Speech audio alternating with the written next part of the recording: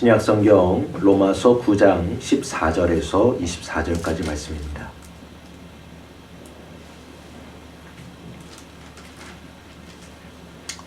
로마서 9장 14절에서 24절까지 말씀.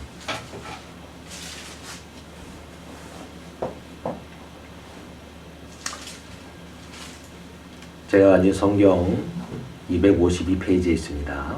신약성경 로마서 9장 14절에서 24절까지 말씀입니다. 다 찾으신 줄 알고 우리 함께 한 절씩 교독하여 읽도록 하겠습니다. 제가 먼저 읽겠습니다. 그런즉 우리가 무슨 말을 하리요? 하나님께 불의가 있느냐? 그럴 수 없느니라. 모세에게 이르시되 내가 공의를 여길 자를 공의히 여기고 불쌍히 여길 자를 불쌍히 여기리라 하셨으니 그런즉 원하는 자로 말미암음도 아니요 다른 박질하는 자로 말미암음도 아니요 오직 긍휼히 여기시는 하나님으로 말미암음이니라. 성경이 바로에게 이르시되 내가 이 일을 위하여 너를 세웠으니 곧 너로 말미암아 내 능력을 보이고 내 이름이 온 땅에 전파되게 하려 함이라 하셨으니 그런즉 하나님께서 하고자 하시는 자를 긍휼히 여기시고 하고자 하시는 자를 완악하게 하시느니라. 꼭 내가 말하기를 그러면 하나님이 어찌하여 어물하시느냐 누가 그 뜻을 대적하느냐 하리니 이 사람아 내가 누구기에 감히 하나님께 반문하느냐 지음을 받은 물건이 지은 자에게 어찌 나를 이같이 만들었느냐 말하겠느냐. 부장이가 진흙 한 덩어리로 하나는 길이 있을 그릇을 하나는 천친이 있을 그릇을 만들 뻔하니라. 만일 하나님이 그의 진노를 보이시고 그의 능력을 알게 하고자 하사 멸하기로 준비한 진노의 그릇을 오래 참으심으로 관용하시고 또한 영광받기로 예비하신 바 긍휼히 그릇에 대하여 그 영광의 풍성함을 알게 하고자 하셨을지라도 무슨 말을 하리요? 함께 읽습니다. 이 그릇은 우리니 곧 유대인 중에서뿐 아니라 이방인 중에서도 부르신 자니라. 아멘. 사도 바울은 오늘 본문의 말씀을 통해서 성도들에게 하나님께서 베풀어 주시는 그 긍휼에 대해서 친히 증거해 주고 있습니다. 이 긍휼의 일반적인 의미, 긍휼을 베푼다는 것의 일반적인 의미는 불쌍히 여긴다, 그러한 의미를 가지고 있습니다. 그런데 바울이 지금 말하고자 하는 이 하나님의 긍휼에 대한 것은 오직 하나님 그 한 분의 약속에 기초된 그분의 주권적이고 또한 성실하시며 변함이 없는 영원한 사랑을 나타냅니다. 우리 주님께서는 마태복음 20장에서 하나님이 우리 죄인들에게 베푸시는 이 긍휼에 대해서 포도원의 품꾼의 비유로 하여서 말씀을 해주셨습니다. 먼저 일을 원한다, 일을 하길 원한다 말하는 자들이 있었고 그들은 주인과 합의하였습니다. 그들이 가서 포도원에서 일을 하면 그 일한 대가로서 한 데나리온을 받는 것이었습니다. 그런데 주인은 그날 늦은 시간까지 밖에 나가서 일이 없어서 시장에서 놀고 있는 사람들을 불러 모아서 그들이 포도원에 들어가 일할 수 있는 특권을 주었다 말씀하십니다. 주인은 그들과 어떠한 흥정도 하지 아니하고 오직 그들이 주인을 믿을 준비가 되어 있다면 상당하게 그들에게 갚아줄 것을 약속하였습니다. 그리고 하루 일과가 다 끝나고 포도원 주인은 먼저 온 자들부터 시작해서 일이 끝나기 1시간 전에 온 자들에게까지 동일한 품삯 곧 한 데나리온을 지불하였습니다. 그러자 먼저 와서 종일 수고한 그러한 그 일꾼들이 불평과 불만을 내놓기 시작합니다. 먼저 온 자들이 와서 더 받을 줄 알았더니 그들도 한 데나리온씩 받은지라 받은 후 집주인을 원망하여 이르되 나중은 이 사람들은 1시간밖에 일하지 아니하였거늘 그들을 종일 수고하고 더위를 견딘 우리와 같게 하였나이다. 이에 주인은 그들에게 답하기를 친구여 내가 내게 잘못한 것이 없노라. 내가 나와 한 데나리온의 약속을 하지 아니하였느냐. 내 것이나 가지고 가라. 나중은 이 사람에게 너와 같이 주는 것이 내 뜻이니라 말씀하였습니다. 그렇습니다. 우리가 하나님의 긍휼에 대해서 온전히 이해하는 것. 주님께서 어찌하여 이런 말씀을 하셨는가? 일반적인 생각으로는 납득할 수 없는 것입니다. 왜냐하면 우리가 사회에서 볼 때 시간에 따라서 일한 할당량에 따라서 봉급을 주고 또한 그 삭스를 주는 게 마땅한 것이기 때문입니다. 그런데 우리가 이것을 하나님의 긍휼, 그리고 그분의 사랑에 대해서 놓고 생각을 할 때 그 의미는 완벽하게 바뀌어진다는 것입니다. 먼저 우리가 알기 위해서는 하나님의 공의에 대한 그 마땅한 삭시 무엇인지 알아야 합니다. 그것은 곧 죄의 삭은 사망이라는 사실입니다. 우리는 이것을 전제에 놓고 가야 합니다. 이것은 첫사람이요 우리의 모든 일을 대표하는 아담이 하나님 앞에 지은 그 죄로부터 내려온 영원한 저주의 삭시입니다. 모든 사람에게 내려진 삭시입니다. 그런즉 그 누구도 하나님 앞에 긍휼이라는 이 삭을 요구할 수가 없는 그러한 처지에 놓이게 되었습니다. 전적으로 긍휼을 베푸시는 하나님께만 달려있다는 것입니다. 그러므로 우리 죄인들에게 있어서 가장 은혜로 또한 놀라운 일은 모든 사람이 저주를 받아서 구원을 얻지 못하게 된 것, 그것을 넘어 구원을 받을 수 없는 죄인들이 하나님의 긍휼이 여기심 가운데 구원을 받게 되었다. 그것을 의미한다는 것입니다. 이 일꾼들은 동일한 처지에 놓여 있습니다. 다 모두가 죄의 삭을 받은 자들입니다. 그러한 삭을 받은 자들에게 이 주인이 삭을 주겠다. 그 삭은 바로 하나님께서 베푸시는 긍휼, 곧 은혜의 삭을 의미합니다. 그래서 사도 바울은 이렇게 증언했습니다. 죄의 삭은 사망이요 하나님의 은사, 곧 하나님의 은혜는 예수 그리스도 안에 주어진 영생이라 말씀하고 있습니다. 그런즉 우리가 이것을 생각할 때 바울이 어떻게 이에 대해서 이러한 주님의 말씀에 대해서 주석을 달고 있는가? 로마서 4장의 말씀을 보면 그는 이렇게 증언합니다. 성경이 무엇을 말하느냐? 아브라함이 하나님을 믿음에 그것이 그에게 의로 여겨진 바 되었느니라. 일하는 자에게는 그 삭시 은혜로 여겨지지 아니하고 보수로 여겨지거니와 이를 아니할지라도 경건하지 아니한 자를 의롭다 하시는 이를 믿는 자에게 그의 믿음을 의로 여기시나니 이러한 것이 없이 하나님께 의로 여기심을 받은 사람의 복에 대하여 다윗이 말한 바 불법이 사함을 받고 죄가 가려짐을 받는 사람들은 복이 있고 주께서 그 죄를 인정하지 아니하실 사람은 복이 있도다 함과 같으니라. 아멘. 어떤 이들은 말합니다. 하나님께서 누군가를 긍휼히 여기시고 또 누군가를 긍휼히 여기지 아니하시는 것, 그것은 불공평한 것 아닌가? 그것은 불의한 것이 아닌가? 그러나 이것은 본질에서 벗어난 것이라 바울은 증언하고 있습니다. 왜냐하면 하나님께서 죄인들에게 베푸시는 이 긍휼은 바로 값없이 주어진 선물이기 때문입니다. 일을 해서 우리가 어떠한 무언가, 그 긍휼을 받을 만한 어떠한 무언가가 있어서 주어진 것이 아니라 값없이 주어진 선물이기 때문에 그렇다 말씀하고 있습니다. 그런즉 우리가 전적으로 집중해야 할 것은 바로 하나님께서 어떤 이들을 긍휼히 여기셨고 또 어떤 이들은 긍휼히 여기지 아니하신다? 그것을 말하는 것이 아니라, 그것을 논쟁하는 것이 아니라 그분께서 구원받을 수 없는 이 추악한 우리 죄인들에게 긍휼을 베푸셨다는 이 사실이 이 진리 자체에 있다는 것을 바울은 지금 성도들에게 확증하여 주고 있는 것입니다. 고린도서 5장에 바울은 이렇게 증언하고 있습니다. 모든 것이 하나님께로서 났으며 그가 그리스도로 말미암아 우리를 자기와 화목하게 하시고 또 우리에게 화목하게 하는 직분을 주셨으니 곧 하나님께서 그리스도 안에서 계시사 세상을 자기와 화목하게 하시며 그들의 죄를 그들에게 돌리지 아니하시고 화목하게 하는 말씀을 우리에게 부탁하셨느니라. 그러므로 우리가 그리스도를 대신하여 사신이 되어 하나님이 우리를 통하여 너희를 권면하시는 것 같이 그리스도를 대신하여 간청하노니 너희는 하나님과 화목하라. 하나님이 죄를 알지도 못하신 이를 우리를 대신하여 죄로 삼으신 것은 우리로 하여금 그 안에서 하나님의 의가 되게 하려 하심이니라. 아멘. 사랑하는 성도 여러분, 하나님께서 그리스도 안에 계심으로써 세상을 자신과 화목하게 하셨습니다. 그가 우리의 모든 죄악을 그리스도께 담당시키셨습니다. 그러므로 우리 구주 예수 그리스도께서 십자가에서 죽임을 당하신 것은 우리 죄인들에게 구원을 주시기 위한 전적인 하나님의 긍휼로 말미암게 된 것인 것을 믿으시길 바랍니다. 그러한 놀라운 은혜가 우리에게 주어졌다는 것입니다. 그런데 바울이 왜 이러한 말씀을 주는가? 이러한 말씀을 왜 성도들에게 하고 있는가? 당시에 유대인으로서 개종해서 그리스도인이 된 자들이 있었고 이방인들 중에서 그리스도인이 된 자들이 있었습니다. 그들 가운데 이러한 다툼이 있었다는 것입니다. 긍휼을 입은 성도들 가운데 다툼이 있었다는 것, 이것은 너무나도 슬픈 일입니다. 이것은 매우 부적절한 일입니다. 하나님과 다투는 일인 것이기 때문입니다. 이 다투는 것은 화목과 전적으로 반대되는 것입니다. 하나님께 불평을 하거나 불만을 갖는 것, 이것이 바로 하나님과 다툼을 가지는 일입니다. 다른 말로 하면 스스로 정죄와 그 재판장에 서는 그러한 것을 의미합니다. 우리에게 있어서, 성도들에게 있어서 이것보다 두려운 일이 어디 있겠습니까? 우리는 한없이 유한한 존재이며 제한적이고 죄악된 그러한 조건에 속해 있는 자들입니다.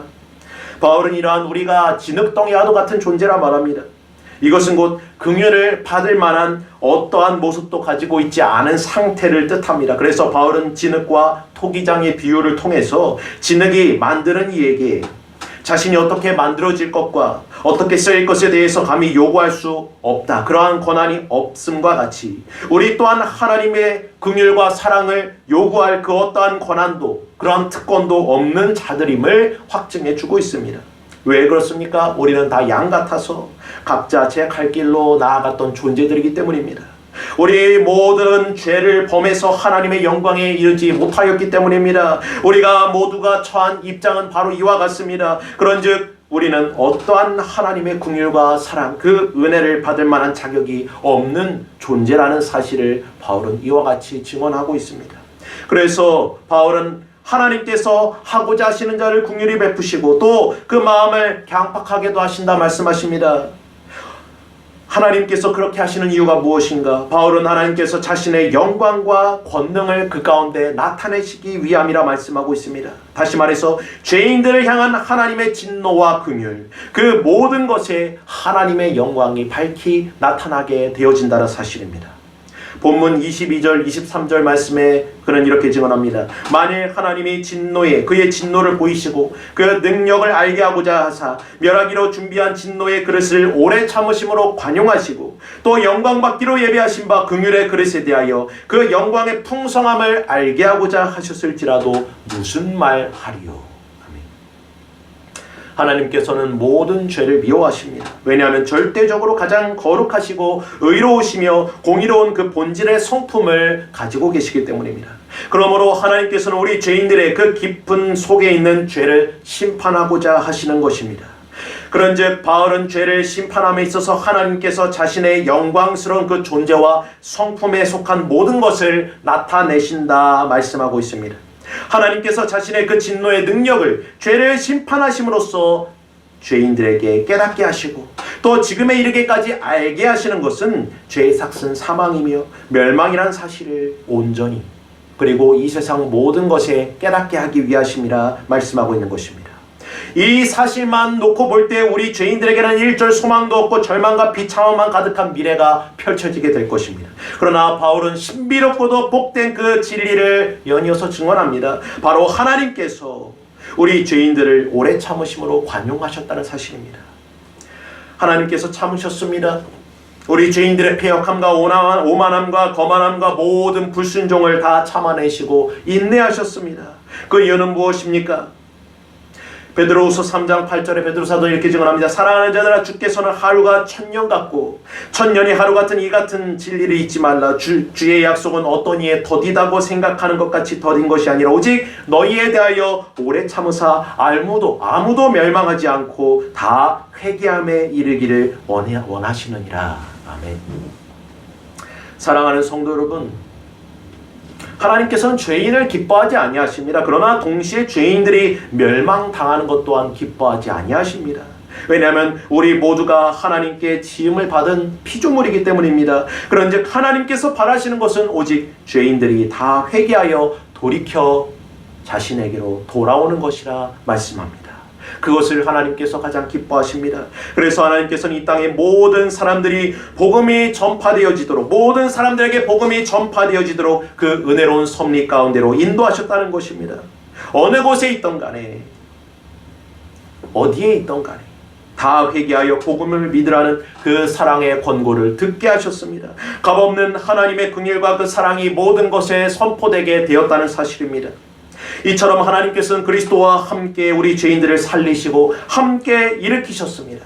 뿐만 아니라 우리를 함께 하늘에 앉히시고 그리스도 예수 안에서 우리에게 자비하심으로써 그 은혜의 지극히 풍성함을 오는 여러 세대에 나타내셨다는 사실입니다. 바울은 이것을 그 영광의 부요함이라 칭하고 있습니다. 거기에는 끝도 없고 측량조차 할 수 없는 은혜와 긍휼이 넘쳐납니다. 우리의 생각으로도 부족하고 우리의 표현으로도 부족한 그 모든 것, 그것은 곧 지각에 뛰어난 그리스도의 사랑의 넓이와 깊이와 길이와 높이를 깨달아 알아가게 되는 것과 같습니다. 하나님께서는 이와 같이 우리 죄인들에게 긍휼을 베풀어 주심으로, 그러한 긍휼을 베풀어 주심으로써 구원으로 말미암는 자신의 영광을 이 땅에 나타내셨다는 것입니다. 고린도전서의 사도 바울은 이렇게 증언합니다. 십자가의 도가 멸망한 자들에게 미련한 것이요 구원을 받는 우리에게는 하나님의 능력이라. 하나님의 지혜에 있어서는 이 세상이 자기 지혜로 하나님을 알지 못함으로 하나님께서 전도에 미련한 것으로 믿는 자들을 구원하시기를 기뻐하셨도다. 아멘. 하나님께서 자신의 능력과 지혜를 바로 그리스도 안에서 우리에게 나타내 보여주셨습니다. 우리를 향하신 구원과 그 구속을 통하여 자신의 은혜와 사랑, 그 긍휼을 나타내 보여주셨다는 것입니다. 이것은 전적으로 그것을 받을 만한 자격이 없는 자들에게 베풀어진 것이며 심판받고 진노를 받을 수밖에 없는 그러한 자들에게 주어진 것이기에 바로 하나님께 영광이 되어진다 바울은 증언하고 있습니다. 멸망당해야 마땅한 존재들이 하나님의 긍휼하심으로 사랑을 받게 되었기 때문입니다. 이것이 하나님의 영광의 풍성한 가운데 우리 죄인들에게 베풀어진 긍휼이라 바울은 증언하여 주고 있습니다. 사랑하는 성도 여러분, 하나님께서는 우리가 연약할 때, 경건치 아니할 때 우리에게 그 자신의 사랑을 확증하여 주셨고 그 긍휼하심과 은혜를 나타내 보여주셨음을 믿으시길 바랍니다. 우리가 아직 죄인 되었을 때 그리스도께서 우리를 위하여 죽으셨습니다. 그런즉 이 모든 것은 하나님의 영광의 부요함을 나타내는 증표가 되었다는 사실을 믿으시길 바랍니다. 어두운데 빛이 빛이라 하시던 그 하나님께서 예수 그리스도의 얼굴에 있는 하나님의 영광을 아는 빛을 우리 마음 가운데 심겨주셨다는 것입니다. 자신의 영광의 풍성함이 우리 구주 예수 그리스도의 얼굴에서 온전히 집중되어 나타나게 하셨습니다. 그 말씀이 육신이 되어 우리 가운데 거하게 하셨습니다. 그리고 우리가 그 영광을 보게 하셨습니다. 그것이 곧 아버지의 독생자의 영광이며 은혜와 진리가 충만케 하신 영광임을 우리에게 나타내셨다는 것입니다. 어째서 그가 우리에게 나아오셨는가? 우리 죄인들을 구원하시기 위해 우리에게 하나님의 긍휼을 나타내시고 또한 그것을 베푸시기 위해 오셨습니다. 사도 바울은 이 복된 진리를 성도들에게 다시금 일깨워주고 있습니다. 하나님께서 우리 곧 긍휼을 입은 자 안에서 이와 같이 그 영광의 풍성함을 깨닫게 하시기 위하여 이와 같이 놀라운 은혜를 베풀어 주셨다는 것. 하나님을 사랑하는 자들, 그 때때로 부르심을 입은 자들에게 이러한 놀라운 은혜를 베풀어 주셨다는 것을 깨닫게 하고 있습니다. 저와 여러분은 이러한 은혜를 자주, 또 하나님의 긍휼하심을 자주 잊어버리기 때문입니다. 우리의 환경과 상황에 치여서 이러한 하나님의 긍휼과 은혜를 잊어버릴 때가 많기 때문입니다. 저와 여러분이 어렵고 고된 일을 겪고 있을 때에도 하나님께서는 이러한 우리를 향한 그 사랑과 긍휼로 인도하셔서 완전하신 그 하나님의 아들의 형상을 본받게 하고 있으심을 사도 바울은 성도들에게 이와 같이 일깨워주고 있습니다. 그것이 우리 눈에는 밝히 보여지지 않을 수 있습니다. 하나님께서 일하시지 않는 것처럼 느껴질 수 있습니다. 그러나 그렇지 않다는 것입니다.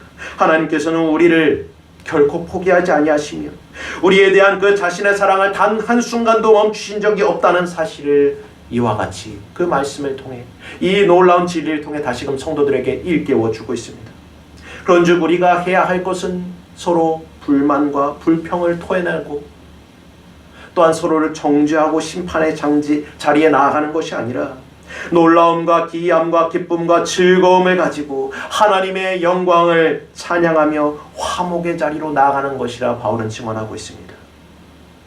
디도서 3장 3절 7절 말씀 보면 우리가 전에는 어리석은 자요 순종치 아니한 자요 속은 자요 각색 정욕과 행락에 종로탄 자요 악덕과 투기로 지낸 자요 가증스러운 자요 피차 미워한 자였으나 우리 구주 하나님의 자비하심 그리고 사람 사랑하심을 나타내실 때에 우리를 구원하시되 우리의 행한 바 의로운 행위로 말미암지 아니하고 오직 그의 궁휼하심을 쫓아 중생의 씻음과 성령의 새롭게 하심으로 하셨나니 성령을 우리의 구주 예수 그리스도로 말미암아 우리에게 풍성히 부어주사 우리로 그 은혜를 힘입어 의롭다 하심을 얻어 영생의 소망을 따라 후사가 되게 하려 하심이니라. 아멘. 사랑하는 성도 여러분, 하나님께서 우리에게 베풀어 주신 이 놀라운 긍휼을 다시 한번 깊이 묵상하고 돌이켜보는 이 사순절의 기간이 되시기를 간절히 소원합니다. 영광스러운 그 구원의 목적에서 우리에게 나타내신 그 하나님의 영광이 얼마나 큰 것인가, 그리고 가장 탁월하게 우리 구주 예수 그리스도의 그 얼굴을 통하여서 나타나여진 그 은혜의 부유함이 어떠한 것인지를 이 사순절 두 번째 주일을 맞이하는 이 아침에 저와 여러분에게 그러한 충만한 은혜가 역사되어짐으로 우리가 받은 그 하나님의 구원, 그 긍휼하심으로 말미암는 그 구원의 역사가 얼마나 큰 것인지, 그 깊이와 넓이와 높이와 길이가 얼마나 대단한 것인지를 깨닫게 함으로 다시금 그것을 깨닫게 됨으로 말미암아 놀라운 은혜가 저와 여러분에게 임하게 되기를 간절히 소원합니다. 그를 통하여 이 사순절을 통해 더욱더 우리의 영이 새로워지고 또한 하나님의 사랑이 더욱더 풍성한 그러한 은혜가 우리의 삶 가운데 넘쳐나게 되기를 간절히 소원하며 이 말씀을 드립니다.